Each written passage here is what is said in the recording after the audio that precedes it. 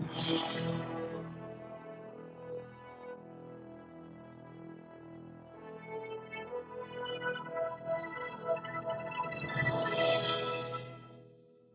we approach the second anniversary of Britain's historic decision to leave the European Union, and with the October deadline for a deal set by Michel Barnier now just months away, this week we look at what is to be expected from the Brexit process in light of Bible prophecy.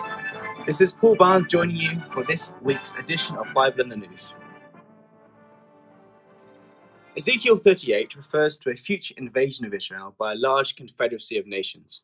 These nations include Magog, as well as Gomer and all his bands. By comparing references from Josephus and Herodotus, we can find that Magog refers to Eastern Europe, and in a similar way, by comparing Josephus with another Greek historian, Diodorus Siculus, we can find that Gomer refers to a large section of Western Europe, particularly France. From this, we can see that continental Europe is united in this military venture.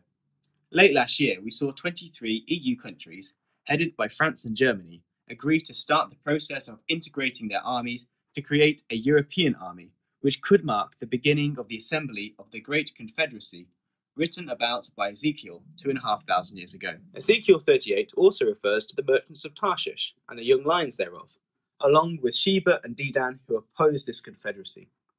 So, who might these opposing nations be? Well, by comparing the mentions of Tarshish in the Bible with the accounts of historians such as Herodotus, it seems clear that Tarshish is Britain. This is explained extensively in an article by John Carter from 1952, which was republished in October 2013's Bible magazine. This is also explained in April 2016's issue of the Bible magazine, which was published a few months before the EU referendum. Matt Davis also believed that Tarshish referred to Britain, and that this meant that Britain would be one of the nations opposing the invasion of Israel. He argued that Britain must therefore be separate from Europe at the time of the end, because Ezekiel 38 shows Britain not only outside the Confederacy, but also in opposition of it. He wrote, "What this indicates to us is that the Tarshish power, i.e. Britain, is not aligned politically, economically, or militarily with its European neighbours." So, we see here that to fulfill these biblical prophecies, Britain must not only be outside the European Union politically, but we should expect it to find itself in a situation where it opposes it internationally as well. Since the 2016 referendum, many of the previously Remain supporting MPs have been pushing for a so-called soft Brexit, where Britain would remain part of the single market, customs union, European court, and even continue to allow free movement of people between the UK and the EU. This simply would not be the situation found in Ezekiel 38, as there would still be political and economical alignment between the UK and the EU. Immediately after the referendum, this seemed a very possible outcome, but over the last 2 years, the possibility of this very close relationship has diminished. All significant amendments tabled to force the government to negotiate in this way have been ultimately rejected, and meanwhile in Brussels, negotiations are in grave difficulty, with some questioning whether a deal between the two sides is still possible before the deadline in October. It is possible that Britain could end up leaving without a deal at all, resulting in a poor relationship between the two sides.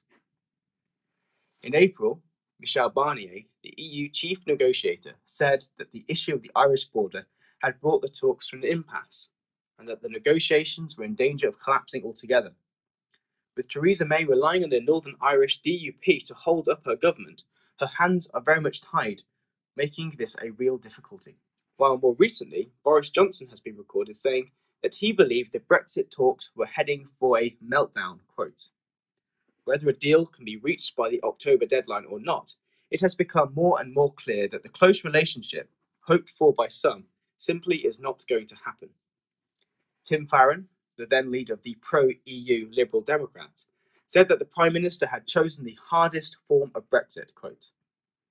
Less and less people see a close and friendly partnership between the UK and the EU as likely, and we can be sure that whatever the exact situation is when Britain does leave the EU, events in the world will prepare her further for her role in Ezekiel 38. In the pamphlet Guardians of Israel and Arabia, published in September 1990, nearly 30 years ago, we can read, The timing we do not know, but the author of this booklet believes that Bible prophecy requires Britain's ultimate separation from Catholic Europe. On this basis, he has no hesitation in saying that Britain's eventual exit from Europe is a certainty. As to questions concerning how it will happen and when, we do not know because it has not been revealed in the scripture. But when it does happen, it will be yet another sign verifying the remarkable dependability of those prophecies in the Bible. Many politicians have been debating whether or not Brexit can still be stopped. But as we read in Proverbs chapter 19, there are many devices in a man's heart.